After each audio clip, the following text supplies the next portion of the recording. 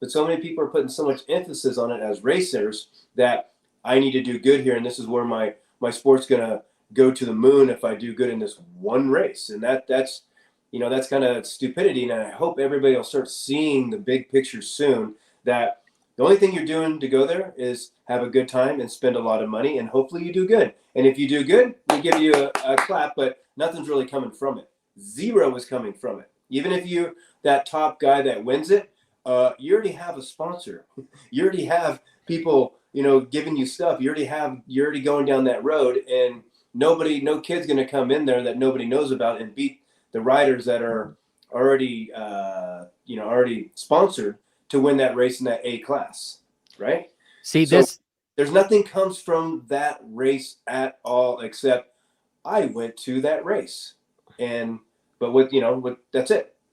And so take the emphasis out of there. And I've always thought in the amateur ranks, hey, if you want to make our riders better, then why don't we combine all the amateur nationals together, where, you got Texas, you have, Mammoth, you have Ponca or whatever, and then Loretta Lynn's is the last one, but it's a double points, right? So then you have a real champion, not just somebody that got lucky because two other guys' bikes broke and then it rained at that last third moto, and now he won the championship. But then, hey, what happened to that kid 3 years later? Oh yeah, he's working down at Johnny's gas station, right? Yep. Because nothing came from the sport, nothing. Yep.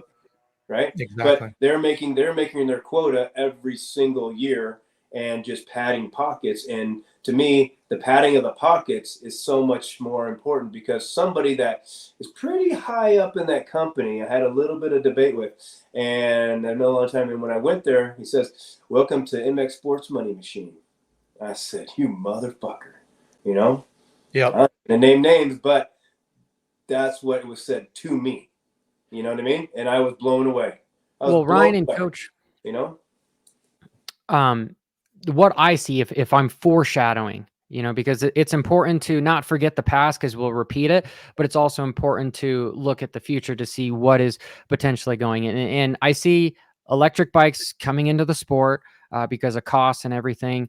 And yeah, that is not a popular thing for sure, but I'm getting off on a tangent here.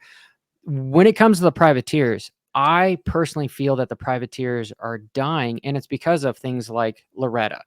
Right now, we never see a rider that never won a championship at Loretta, or somebody that didn't get a factory ride to then be successful in motocross and supercross. Privateers, they just sit there in 10th place to 20th place, and they never really get those good shots, because the system has an amateur guy, a list of amateur guys that are on Star Yamaha or Pro Circuit Kawasaki, to where if one of the riders isn't doing well, boom, here's another guy in the amateurs that's already somewhat on payroll.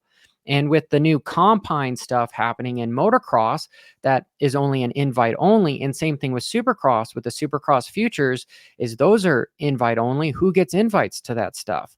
Well, it's not really the privateers. It's guys that are already backed by big factory machines, gas, whatever, you name it. And so once there's enough inflow of those riders, well, now the privateers are kind of gone away. And now I see that being bad, but I also see in a part of me also sees it being a little bit proactive as well, because now you've got a system of just fear-blown factory guys. So now the sport can implement maybe more safety, maybe more rules, maybe a union of the factory guys, something, right? Because you don't have to deal with as many of the privateers anymore. But at the same time, this being a consumer-run sport, we need those guys. So you'd have to implement another class that would be college basketball or football or whatever, so that the privateers still have somewhere to race and still make money. But it seems as if they're dying, in my opinion.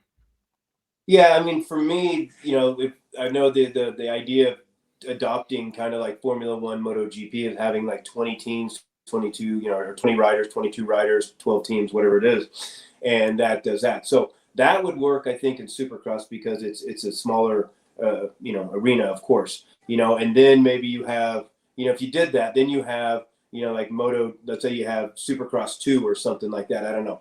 So then there's another class for these privateers, and then there's a privateer winner and all that. Then there's bigger purses and stuff, and the top guys have their own race. But when you go to a national, if you only have 20 riders on the track, that'd be kind of boring, you know, because now if a guy, you know, gets a bad start, you know, it happened this year that he got a bad start and crashed and came from 40th to first, which was amazing, Sexton.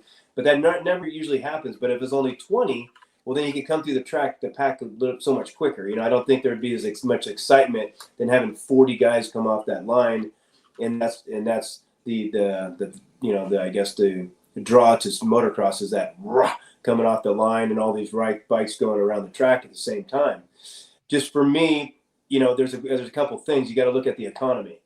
The economy, everything's costing so much more. Food, gas, bikes, everything's costing so much more. So now it's taking the privateer more money just to go do something or even live life that now, you know, is motocross really worth it because there's nothing coming back, right? The top guys don't have any problem with that because everything's free and they're getting big money. Now, if there isn't enough money in motocross or supercross to pay out the riders, then how about we start from like 10 down? You know, the top 10 guys, sorry, you guys already make enough money, but I don't know how to do that. Or you get one sponsor out there, you know, that comes in, and you use that sponsor and you take all that money, $2 million that sponsor came in with or whatever, and you put it into the purse instead of putting into, you know, the system's pocket again. You know, I think it'd be easy to find one sponsor and you take that sponsorship money and you put it straight into the purse. That's it.